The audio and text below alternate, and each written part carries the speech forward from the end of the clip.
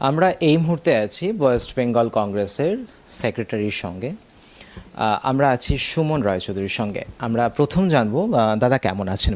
ভালো আছি। আপনাদের আরও শ্রীবৃদ্ধি হোক, ভিউয়ার্স বাড়ুক, দর্শক বাড়ুক এবং আপনারা সঠিক সংবাদ পরিবেশন করুন।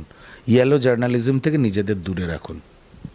অসংখ্য ধন্যবাদ। আমরা দাদাকে একটু জেনে নেব যে আজকের যে পরিস্থিতি, এখন রাজ্যের যে কন্ডিশন, এই বিষয়ে আমরা কথা বলবো। দাদা, মাননীয় মুখ্যমন্ত্রী ওয়াকআপ বিল নিয়ে কিন্তু যথেষ্ট পরিমাণে সৎপর ভূমিকা পালন করছেন না। কারণ যেখানে দেখা যাচ্ছে যে রাজ্যসভা লোকসভা বিল পাস করেছেন, রাষ্ট্রপতি অলরেডি কথা বলেছেন এ বিষয়ে নিয়ে, উনি পাস করেছেন, একরকম আইন তৈরি হয়ে গেছে একটা। তা সত্ত্বেও কিন্তু মাননীয় মুখ্যমন্ত্রী মমতা বন্দ্যোপাধ্যায় বলছেন যে শুধুমাত্র রাজ্যে মানে পশ্চিম বাংলায় এই ওয়াকআপ বিল নাকি ধার্য নয়। কি বলছেন? দেখুন, মমতা বন্দ্যোপাধ্যায়ের একটা কম্পালশন আছে। ফার্স্ট হচ্ছে ওনার মাইনরিটি ভোটস, সেটা হচ্ছে একটা বড় কারণ। দ্বিতীয় কারণ হচ্ছে কংগ্রেসও মনে করে এই ওয়াকফ বিল বা ওয়াকফ বিল 2025 যেটা পাস হয়েছে আপার হাউস এবং লোয়ার হাউসে, এটা ভারতীয় জনতা পার্টির একটা প্রচেষ্টা to establish a majoritarian rule in the Indian society. আমরা যদি পাল্টা প্রশ্ন করি নরেন্দ্র মোদীকে বা অমিত শাহকে, যে তিরুপতি তিরুমালা দেবস্থানম ট্রাস্ট, মা বৈষ্ণোদেবীর যে ট্রাস্ট আছে, কাশী বিশ্বনাথের যে ট্রাস্ট আছে, আপনি যেরকম বলছেন যে ওয়াকফ সম্পত্তিগুলোর মধ্যে নন মুসলিমস দুজন করে থাকবে টু মনিটর, তাহলে আপনি হিন্দু ট্রাস্ট যেগুলো আছে, দেব দেবী মন্দির তাদের নিয়ে যেসব ট্রাস্ট রয়েছে, সেখানেও দুজন করে নন হিন্দুকে দিয়ে দিন, তাহলে তো জিনিসটা ব্যালেন্সড হবে। আপনি যদি সেটা না করেন তাহলে তো আমরা এটাই মনে করব যে আপনি মাইনরিটি এবং মাইনরিটিসদের প্রপার্টি, মাইনরিটিসদের রিলিজিয়াস বিলিফ, এগুলো সবই এক ধরনের এক পক্ষে ধ্বংস করার চেষ্টা করছেন। মাইনরিটি কমিউনিটিটাকে একদম দেয়ালের সঙ্গে তাদের পিঠ ঠেকিয়ে দেওয়ার চেষ্টা করছেন। সেই কারণেই কংগ্রেসও, আমার দল জাতীয় কংগ্রেসও এই বিলের তীব্র বিরোধিতা করে। এবার মমতা বন্দ্যোপাধ্যায়ের বিরোধিতা করার দুটো ডাইমেনশন আছে। এক হচ্ছে অবশ্যই উনি যদি নিজেকে সেকুলার বলতে চান, উনি এটা এই বিলের বিরোধিতা উনি করতে পারেন। কিন্তু দ্বিতীয় কারণ হচ্ছে যে এই বিলের বিরোধিতা করলে, কারণ যেহেতু একটা আপ্রোর তৈরি হয়েছে মাইনরিটিসদের মধ্যে, এই বিলের বিরোধিতা করলে উনি ওনার মাইনরিটি ভোটটাকে কনসলিডেট করতে পারবেন। বিষয়টা কি জানেন তো, কংগ্রেস ওয়াকফের বিরোধিতা করছে ধর্মনিরপেক্ষতার জন্য, মমতা বন্দ্যোপাধ্যায় ওয়াকফ বিলের বিরোধিতা করছে মুসলিম ভোট কনসলিডেশনের জন্য। দুটোর গুণগত পার্থক্য আছে। কিন্তু এই ক্ষেত্রে আর একটা জিনিস যেটা দেখা গেছে যে প্রধানমন্ত্রী নরেন্দ্র মোদী যে ভূমিকা পালন করছেন, আমরা যদি তিলোত্তমার কাণ্ড থেকে দেখে আসি, তারপরে মাননীয় মুখ্যমন্ত্রী মমতা বন্দ্যোপাধ্যায় ওয়াকআপ বিলকে পাশ হতে দিচ্ছেন না, স্পেশালি পশ্চিমবঙ্গের জন্য। সেই ক্ষেত্রে আপনার বক্তব্য অনুযায়ী যদি আমরা যাই, তাহলে প্রধানমন্ত্রী নরেন্দ্র মোদীও তো একরকম সদর্থক ভূমিকা দেখাচ্ছেন না, উনিও একরকম মমতা বন্দ্যোপাধ্যায়ের ফরেই কথা বলছেন বলে মনে হচ্ছে, সাধারণ মানুষ তা বলছেন। কারণ যখন দেখেছি আমরা তিলোত্তমার ঘটনা ঘটেছে তখন থেকে শুরু করে রাজ্য যে তোলপাড় সহ ভারত যে তোলপাড়, নানান কারণবশত ওয়াকআপ বিল পাস, আজকে শিক্ষা দুর্নীতি সব নিয়ে, সে জায়গায় মাননীয় প্রধানমন্ত্রী তো সম্পূর্ণরূপে চুপ, কোনো কথা উনি বলছেন না। হ্যাঁ, এটাই তো কথা। এটাই প্রমাণিত হয় যে তৃণমূল কংগ্রেসের সঙ্গে ভারতীয় জনতা পার্টির একটা behind the curtain tacit understanding আছে। যদি মমতা আপনি এটা লক্ষ্য করে দেখবেন, নরেন্দ্র মোদী ক্ষমতায় আসার পর থেকে এই রকম অন্তত 22টা কি 23টা জনবিরোধী বিল পাস করিয়ে নিয়েছিল নরেন্দ্র মোদী, কখনো ইন সেশন কখনো অফ দ্য সেশন পাস করিয়ে নিয়েছিল, যেই সময় তৃণমূলের সাংসদরা হয় অ্যাবসেন্ট থেকেছে বা অ্যাবস্টেন্ড ফ্রম ভোটিং। তা প্রকারান্তরে মমতা বন্দ্যোপাধ্যায় হচ্ছে নরেন্দ্র মোদীর একটা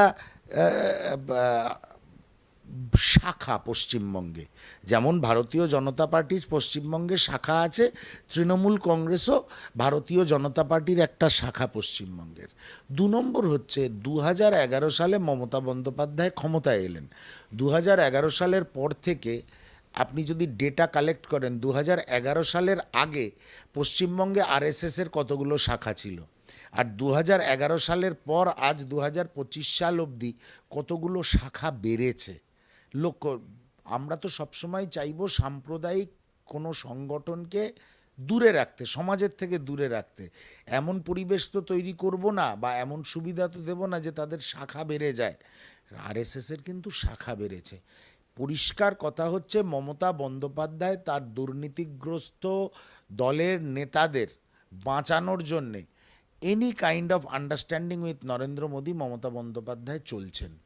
এই ক্ষেত্রে একটু জেনে নেব, আপনার কথার মধ্যে কথা কেটেই আমি কথাটা বলবো। সেটা যখন আপনি বলছেন যে মমতা বন্দ্যোপাধ্যায় নিজের দলের বিভিন্ন ভোটারকে বাঁচানোর জন্য বা নানান রকমের যে সমস্যাগুলোর মধ্যে উনি পড়ে আছেন বা ওনার দুর্নীতি করেছেন ওনার দলের লোকেরা, সেই দুর্নীতিগ্রস্ত লোকেরা যাতে জেল হলেও তাড়াতাড়ি বেল হয়ে যায়, তাদের কোনো ক্যাপিটাল পানিশমেন্ট সেইভাবে প্রসিড না করে, তদন্তকারী সংস্থারা সেইভাবে তদন্ত না করে, সেই কারণে নরেন্দ্র মোদীর সঙ্গে আন্ডারস্ট্যান্ডিং করে উনি। এক্ষেত্রে নরেন্দ্র মোদীর নিজের জায়গা কি আছে? নরেন্দ্র মোদী এই জায়গাতে যে মমতা বন্দ্যোপাধ্যায়কে সাপোর্ট করছেন, উনি স্পেশালিটিটা কি পাচ্ছেন বলে মনে হচ্ছে? হ্যাঁ, দেখুন, এই টার্মটা নরেন্দ্র মোদীর জন্য আরও বিপজ্জনক, কারণ এইবার কিন্তু কেন্দ্রে বিজেপি সরকার নেই, এনডিএ সরকার। এনডিএ সরকারটা দাঁড়িয়ে আছে, একদিকে ওই চন্দ্রবাবু নাইডু আছে, আরেকদিকে নীতিশ কুমার আছে, এবং এই দুজনেই পলিটিক্যাল হিস্ট্রি বলে এই দুজনেই হচ্ছে সাবানের মতন স্লিপারি, যে কোনো সময় হাত ফসকে বেরিয়ে যেতে পারে। এবং তখন দেখা যাবে অ্যাবস্টেন করে হোক, অ্যাবসেন্ট হয়ে হোক, তৃণমূল কংগ্রেসের এই যে 29 জন কি কতজন ওদের সাংসদ সংখ্যা আমি ঠিক এই মুহূর্তে রিকালেক্ট করতে পারছি না, যতজন সাংসদ তৃণমূলের আছে, এরা দেখা যাবে এমন একটা পদক্ষেপ নেবে যাতে নরেন্দ্র মোদী সরকার সংখ্যাগরিষ্ঠতা না হারায়। এটা একটা খুব বড় কারণ। মমতা বন্দ্যোপাধ্যায় একটা এই এনডিএ সরকারকে সাপোর্টের জন্যে একটা সেকেন্ড চ্যানেল হিসাবে এক্সিস্ট করছে। এটাই নরেন্দ্র মোদীর কাছে বড় একটা বিষয়, মমতা বন্দ্যোপাধ্যায়কে ডিস্টার্ব না করার। দ্বিতীয় কথা, উনি অবশ্যই চান না, নরেন্দ্র মোদী অবশ্যই চান না কংগ্রেসের মতন ধর্মনিরপেক্ষ শক্তি বেশি আন্দোলন করুক মমতার বিরুদ্ধে, খুব শক্তিশালী হয়ে যাক কংগ্রেস। এবং শোনা যায় বামপন্থীদেরও খুব বড় শত্রু হয় এই ধরনের সাম্প্রদায়িক গোষ্ঠী। কখনোই চায় না মমতা বাদ দিয়ে অন্য কোনো দল এখানে মাথা তুলে দাঁড়াক। তাহলে মমতা যতটা সম্ভব দুর্নীতি করছে করুক, মমতাকে সাপোর্ট দাও, পরে আমার পার্লামেন্টেও মমতার সহযোগিতা লাগতে পারে। এটাই হচ্ছে নরেন্দ্র মোদীর বিষয়, এর মধ্যে ম্যাজিক্যাল কিছু নেই। তার মানে গণতান্ত্রিক যে প্রতিদ্বন্দ্বিতা থাকা উচিত ওনাদের দুজনের মধ্যে, তারা কেউই কিন্তু করছেন না বলে আপনার মন্তব্য? তারা কেউই করছেন না, নিজের স্বার্থে রাজনীতিটা করে যাচ্ছেন। নেই। 1, 2 নম্বর হচ্ছে, আজকে যদি সত্যি নরেন্দ্র মোদী সরকার মনে করতো যে মমতা বন্দ্যোপাধ্যায় অন্যায় করেছে, অভয়া কাণ্ড থেকে শুরু করে আজকে পশ্চিমবঙ্গে যা এত খুন, ধর্ষণ, পাচার, চিটফান্ড, এত কিছু হয়ে গেছে পশ্চিমবঙ্গে। নরেন্দ্র মোদী সরকার যদি সত্যি চাইতো, এই বিশেষ করে অভয়া কাণ্ডের পর, তারপরে এত যে ম্যাসিভ চাকরি চুরি হলো, নরেন্দ্র মোদীর 355 ধারা লাগু করতে কদিন টাইম লাগতো? একদম লাগতো না। কিন্তু উনি ওটা করবেন না।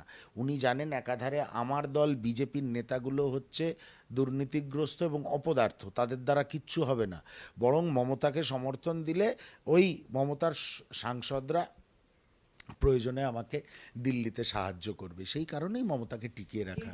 আচ্ছা, আমরা আরেকটা জায়গায় দেখেছি, রিসেন্ট যে শিক্ষা দুর্নীতি নিয়ে কথা বলেন মাননীয় মুখ্যমন্ত্রী নেতাজি ইন্ডোর স্টেডিয়ামে, যেখানে উনি বলেছেন যে উনি অযোগ্য এবং যোগ্যের মধ্যে উনি বিভাজন করতে জানেন। কিন্তু এও দেখা গেছে ওই গোটা ইন্ডোর স্টেডিয়ামের মধ্যে তৃণমূলেরই, ওনার দলেরই প্রচুর ব্যক্তি আগে থেকে কিন্তু ওখানে জমায়েত ছিলেন। তাহলে মাননীয় যোগ্য অযোগ্য কিভাবে প্রকারভেদ করলেন, কি বলছেন? যোগ্য অযোগ্য যদি উনি আলাদা করতে জানতেন, সেটা তো কোর্টের সামনে স্কুল সার্ভিস কমিশন বা শিক্ষা দপ্তর আগেই দিত। তাহলে তো আর চাল আর কাঁকড়ের থিওরি আসতো না। উনি নেতাজি ইন্ডোর স্টেডিয়ামে সেদিন বসে বসে কিছু মিথ্যে কথা বলেছেন। যারা সত্যি যোগ্য প্রার্থী তাদের এই বিড়ম্বনার সময় তাদের আরও বিপদগামী করেছেন। এটা একজন দায়িত্বশীল প্রশাসকের কাজ নয়। আমরা আমাদের রাজ্য সভাপতি শুভঙ্কর সরকার চাকরিহারাদের একটি প্রতিনিধি দলকে মাননীয় রাহুল গান্ধীর কাছে নিয়ে গেছিলেন, আপনারা জানেন, লোকসভায় বিরোধী দলনেতা রাহুল গান্ধী এই বিষয়ে দ্রৌপদী মুর্মু মহাশয়াকে চিঠি লিখেছেন মাননীয় রাষ্ট্রপতিকে। এবং আমরাও চাইছি যারা যোগ্য প্রার্থী তারা তাদের চাকরি ফিরে পাক, আইনি পদ্ধতিতে, আইনি পথে ফিরে পাক। জাতীয় কংগ্রেস এর জন্য লড়বে। আমি শেষে আপনাদের মাধ্যমে একটাই আবেদন করছি বাংলার মানুষের কাছে, যারা যারা এই সাক্ষাৎকারটা দেখছেন। অনেক মিথ্যে কথা বলার সুযোগ দিলেন মমতা বন্দ্যোপাধ্যায়কে, অনেক দুর্নীতি, চুরি, বাটপাড়ি করার সুযোগ দিলেন 2011 সাল থেকে আজ অবধি। এবার বাংলার কথা ভেবে, নিজের পরের প্রজন্মের কথা ভেবে এবার ভাবুন 2026-এ আপনারা কি করবেন। অসংখ্য ধন্যবাদ। আমরা এই মুহূর্তে কথা বললাম কংগ্রেস স্পোকার পার্সনের সঙ্গে, যিনি আমাদের সঙ্গে এই মুহূর্তে ছিলেন। আমরা দেখলাম তার গুরুত্বপূর্ণ তথ্য। নমস্কার।